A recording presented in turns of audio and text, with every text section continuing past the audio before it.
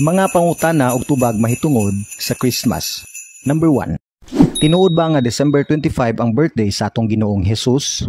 Answer: dili kini tinuod. Walay specific nga month o date ang gibutang sa Bible regarding sa birthday sa atong Ginoong Hesus. Gani kung tan-aw nato ang panahon sa pagkatao sa atong Ginoo, wala kini natunong sa tingtugnaw nga panahon or kining December, gani naa kini natunong sa summer. Basahon nato ang Luke chapter 2 verse 8 ug verse 10. Ug may mga magbalantay sa mga karnero sa maong yuta nga nagapabilin sa kaumahan ug nagbantay sa ilang panon sa kagabhion. Ug ang manulunda nag-ingon kanila, dili kamo mahadlok kay aniya karon ginadala ko kaninyo ang maayong balita ug dakong kalipay alang sa tanang katawhan.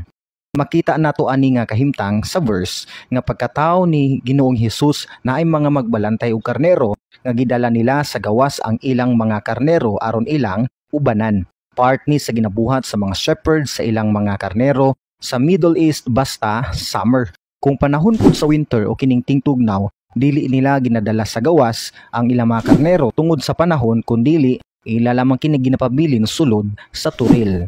Kung atong sabton, dako og chance nga dili gyud December na tawo ang atong Ginoo ug dako og chance nga natunong kini sa summer. Nalingaw ko sa tawag ining nga video nga gipresent sa mga dili Katoliko. Kay naghatag kuno siya og tawag ini mga pangutana mahitungod daw kuno sa kasaulugan sa Disyembre 25. Kung pagkatao ba daw kuno na sa atong Ginoong Kristo o dili.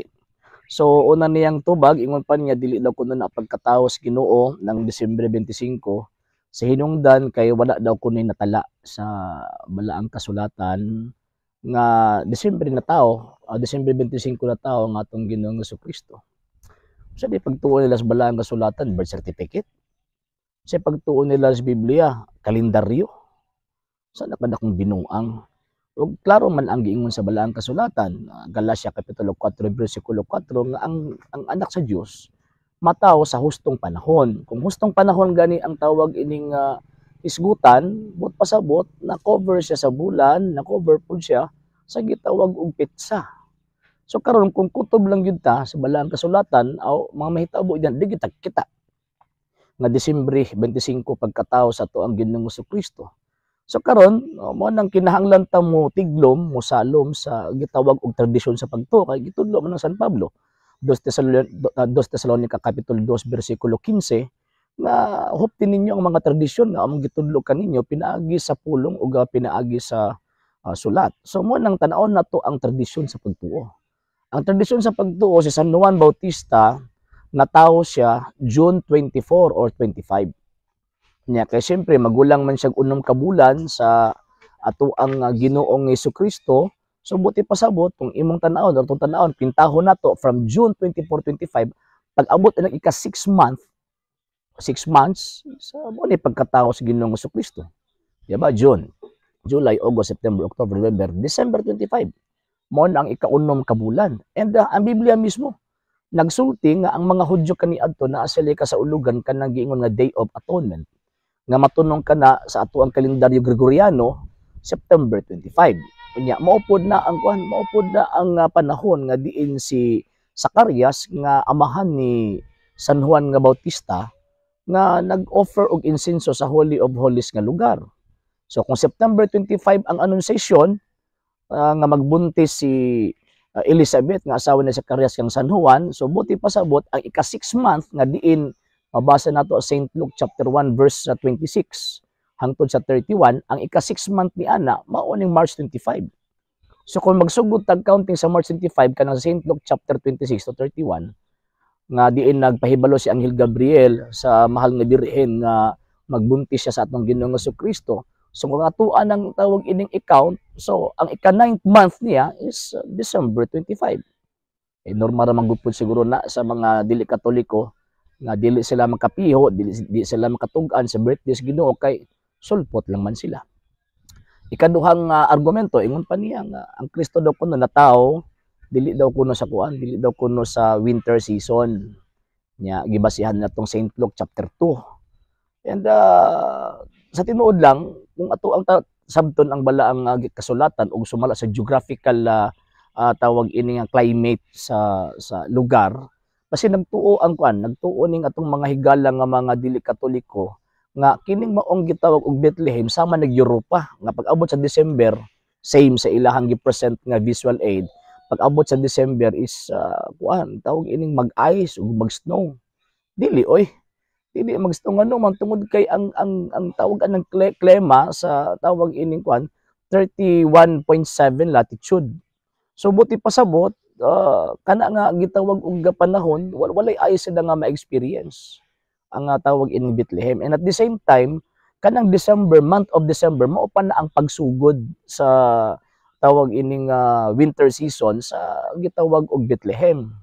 Kay ang pinaka-peak nila is January to February. Mo ni pinaka-peak nila nga tawag ining winter or tingtugnaw yun. So kung ang argumento na apay gitawag og mga karnero nga naa sa gawas o mga magbalatas karnero, anong panahon na kay dili pa man gitugnaw yung kayo. So na pa gitawag og mga karnero sa gawas. Di ba? So man ba nga duha ka argumentong representar di gid magkadimao. Number 2. Tulo ba gyud kahari ang nibisita sa atong Ginoo sa iyang pagkatao? Answer. Mas dali natong mahinumduman nga naay 3 kings nga nibisita sa pagkatao sa atong Ginoong Hesus, pero wala gyud specific nga number kung pila sila kabuok ang giingon sa Bible. Gani dili pod hari ang tawag sa ilaha kundi mga wise men. Gi-assume na lang nga tulo sila kabuok based kini sa tulo pod ka klaseng gifts or gasa nga gidala nila isip halad sa pagkatao sa baby nga si Jesus. Sa Matthew chapter 2 verse 11 nag-ingon dinhi, ug sa pagsulod nila sa balay hingkit-an nila ang bata kauban ni Maria nga iyang inahan, ug sa pagpanaghapa nila ilang gisimba siya, ug sa naukban ang ilang mga bahandi ilang gihalaran siya sa mga gasa, bulawan, insinso ug mira. Tulo ka klaseng regalo ang ilang gidala dinhi nga mao ang bulawan, insinso ug mira. Tungod kay tulo man ka gasa, giisip na lang pod nga tulo sila kabuok. Sa traditional presentation sa kanang giingon nga tulo ka hari, ang pinaka main basis magud-an kanang giingon sa Salmo kapitulo 72. Kanang giingon din na ba nga sa pagkatao sa gitawag og manluluwas muadto ang mga hari ug musimba o misimba niining maong tawag ining manluluwas that refers to the Christ. So unya pagkahuman makita nato nga kadtong gi-offer nga tawag ining gifts tulo ka buok. So buot pasabot, so ang nibisita nihatag og konklusyon ang tradisyon sa gitawag og pagtuo nga katong tulo nga may bisita tulo ka hari based sa Salmo kapitulo 72. So mao na nga mas naandan ug mas dali nga nailhan nga tawag ining tulo ka hari Melchor, Gaspar o tawag ining nga Baltasar tungod sa hinungdan nga mao lagi tulo ka mga gifts ang gi-offer and at the same time kanang giingon sa Salmo 72 nga hari gyud ang niadto kay lain man pod og ang natawo prinsipe sa tawag ining langit, hari, Ginoo sa mga Ginoo, hari sa mga hari niya ang mobisita ug mosimba niya. Walay representation ang tawag ining mga kingdoms. And remember, ang Ginoo sa Kristo siya ang tawag ining kanang Dios nga muanhi aron magtukod og gingharian. So ang mga dignitaries, ang tawag ining mobisita niya ug mosimba niya katong yung mga dignitaries yun. Kung dili man hari, pero representative sa mga hari. So possible ingon ana.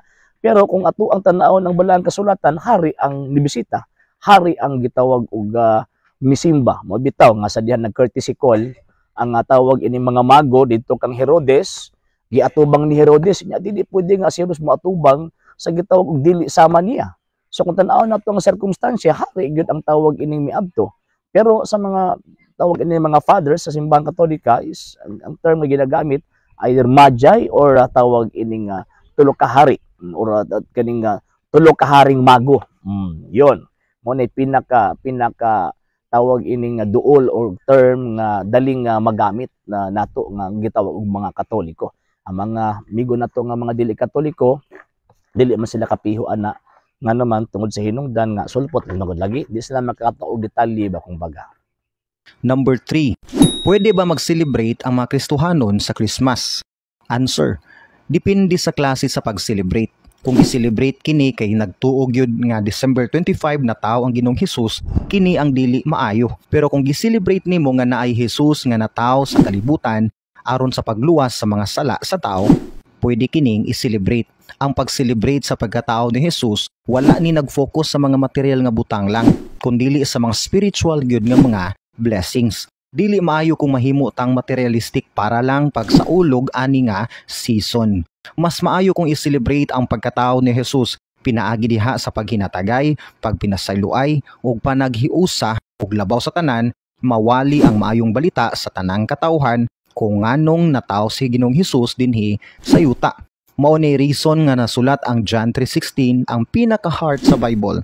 Kay gihigugma sa Dios ang kalibutan sa pagkaagi nga gihatag niya ang iyang anak nga bugtong aron ang tanan nga motuo kaniya dili mawala kundili may kinabuhi nga walay katapusan. Ang Christmas nahimong part na pud sa mga pagpasalamat sa Ginoo sa tanan niyang kaayo sa dili pa matapos ang usa ka tuig. Mao nang kasagaran ang mga Thanksgiving ginahimo sa panahon sa season sa December or Christmas season. Lain pa nga gitawag og punto kung i-celebrate daw kuno ang birthday sa Ginoo, nagtuot nga December 25 daw ang iyang pagkatao o mahimo daw ng dili daw tawag ining maayo. Di nahimo bakakon ang presentation sa balaang kasulatan nga natawo ang Ginoo sa tama nga panahon, sa insaktong panahon. Unya kung dili ka makapiho ana sa insaktong panahon, so mahimong tawag ining nahulog ba nga nag-celebrate ta og panahon, nag-celebrate ta og bulan og petsa nga mingon tag birthday sa Ginoo nya, di birthday sa Ginoo. Diba? Kada kong tawag ining dimalas og ingon ana nga to ang huna-huna. At the same time kita mga Katoliko manggod, kanang kabalo manggod ta, ngano man tungod kay ang pinakaunang nasayod sa birthday manggod sa Ginoo dili laing tao, ang mama niya mismo.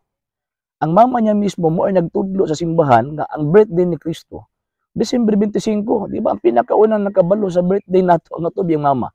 Dili ba ya tawag ining laing tao? Yung sa wala man as Biblia. Kasi may pagtuon sa Biblia, kung ginambalik-balikon. Kasi pagtuon sa Biblia, kalendaryo. Kasi pagtuon sa Biblia, birth certificate. Nga ikaduha nga punto, mga Katoliko yun, basta mag-celebrate og Christmas, naag yun ng Kristo og misa. So kapag naay mag-celebrate og Christmas, nga wala gani misa, di na tinuod na Christmas. Sama sa pag-celebrate sa mga dili Katoliko. Ano man, wala man sila yung misa. Ang tinuod niya Christmas, musimba. Ang tinuod niya Christmas, tawag ining wadtos misa. Ngano man kay moabot ang gitawag Christmas, Kristo og misa, dili gyud na magbuwag. Mo nang kimi mga Katoliko, kita mga Katoliko mosimba ta sa panahon sa Christmas, ngano man kay mao man naglimin nga rason man nag-celebrate ka ni anang maong gitawag og Christmas. And at the same time, based sa balang kasulatan pag naaga ni tawag ining celebration, so ang mahitabo ni ana naagi na mga kumbira. Asa man ka nakakita ng celebration kung wala kumbira? Di ba? Even gani si Abraham, nagkumbira. Sa dihang tawag na naghimo siya fiesta sa iyang mga bisita. O si David, basta na fiesta, magkumbira gyapon. Manong makaingon ta ba nga usay ipokrito nga klase nga pangunahuna nga naadaw ko ni kumbira at naadaw ko ni tawag anang kasaulugan niya, way kumbira, kabinuang man ang dako. So tama man ang dili ta mamahimong materialistic. Ngano man kay ang pinaka-focus sa ato ang pag-celebrate is ang ato ang Savior. Tama man na. Tama og dili tang dapat mo supak ni ana. Ang supak na nato kanang moingon sila nga nag-celebrate ta mali na kung tawag ang nagtuot nga December 25 pagkatao ni Kristo. Usang man dayang bulan na unsang pitsaha. Di po mo katugan. Number 4. Nganong i-celebrate man ang Christmas nga pagano man ang origin niini? Answer. Nag-start ang Christmas sa pagano nga practice sa panahon pa ni Constantine the Great, ang emperor sa Roma. Ginasaulog nila sa December 25 sa adlaw sa ilang Diyos-Diyos nga si Saturnus o kini si Mithras. Pagka-convert ni Constantine sa Catholicism, dili niya gusto mawala ang selebrasyon sa December 25 sa ilang mga Diyos-Diyos, so iyang gihimong balaod nga ang December 25 dili na celebration kang Saturnus ug Mithras, kundi kang Ginoong Hesus na aron lang mapadayon kini nga naandan nga selebrasyon. Ug sa unahan gitawag kinig Christmas. Paglabay sa libuan ka mga tuig na himong pinakadako nga selebrasyon sa tibuok kalibutan ang Christmas.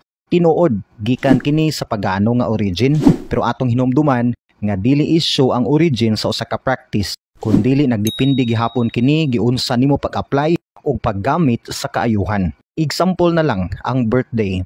Likas na tong mga Pinoy nga naga-celebrate gyud og birthday. Pero kahibalo ba ka nga ang origin sa birthday gikan sa pagano? Duha lang ang na-record nga nag-celebrate og birthday sa Bible.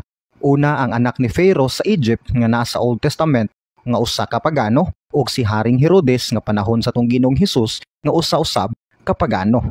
Walay record sa Bible nga naga-celebrate ang mga Bible characters sa ilang yearly nga mga birthday.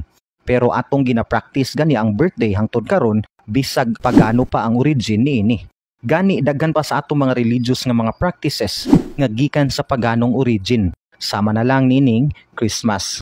Pagan ang origin pero ginagamit nato sa maayo nga katuyuan. Mali. Ang tawag ining pag-celebrate or ang pag-commemorate sa gitawag og Christmas, wala nagsugod sa panahon ni Emperor Constantino. Nga naman, tungod kay kung ato ang tanawon ang pinaka-old nga mga documents sa mga unang mga Kristiyano, gisgutan na mga around 117 to 120 sa panahon ni Pope Saint Telesphorus, ang ika-8 nga tawag ining obispo sa Roma. Unya pagkahuman mga around in between sa first and second century sa panahon ni Bishop Theophilos, gisgutan na po nga ang pagkatao sa Ginoong Jesucristo Disyembre 25. Nya samot na pag-abot ni Pope Saint Hippolytus, mga around 170 to 210 kung wala ko masayop. So, gisgutan gihapon nga birthday sa Ginoo Disyembre 25, wala pas Constantino ana.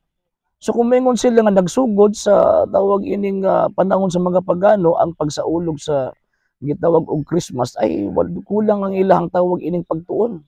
Kulang ang ilang pagtiglom sa kasaysayan sa mga kasaulugan sa mga Kristiyano before Constantino. And kanang giingon nila nga fiesta or pagsaulog kang Saturnalia, tawag ining mga Diyos sa gitawag og mga pagano, nagsugod yun na siya, nagsugod ang maong gitawag og kasaulugan mga around 274 by declared by Emperor Aurelian. Unya pagkahuman gisigundaan kini ni Emperor Aurelian nga pag-declare kanang December 25 pagkatawod ako ni Invictus nga naman tungod sa hinungdan nakabalo siya nga node nga kasaulugan sa mga Kristiyano ang December 25 pagkataos Ginoo. So iyak yung i-counter to. Ano man kay daghang mga Romans ang na-convert mga Kristiyano. So diha pa lang kung tan-aw na to kasaysayan ilabi na sa tradisyon sa mga Kristiyano, palpak na ilang presentasyon nga nagsugod sa mga pagano. wala pa si Constantino na anang pagsaulog sa gitawag og Christmas. Pero siguro basik ang ilang unahuna kanang grand celebration kumbaga. Nga naman tungod kay before Constantino manggod, persecuted ang gitawag og mga Kristiyano. Persecuted ang mga Katolikong Kristiyano. So dili sila tawag ining maka-celebrate publicly kay tago-tago man sila. So diha na nahitabo nga naka-celebrate sila publicly sa pagkatao sa tuong Ginoong Jesucristo, petsa sa pagkatao sa tuong Ginoong Jesucristo after Constantine. Ngano man tungod kay mao man ang panahon na nga gitolerate ang pagtuong Kristiyano. Nya samot na pag-abot ni Emperor Theodosius ni atong 381. Nagihimong state religion ang simbahang Katolika sa tibok Romanong Imperyo. So buti pasabot maka-exercise na sila publicly sa pagtuo nga tawag ining ilang giyuptan o sa celebration nga dapat i-celebrate, particularly sa pagka-tao sa Ginoong Jesucristo Disyembre 25.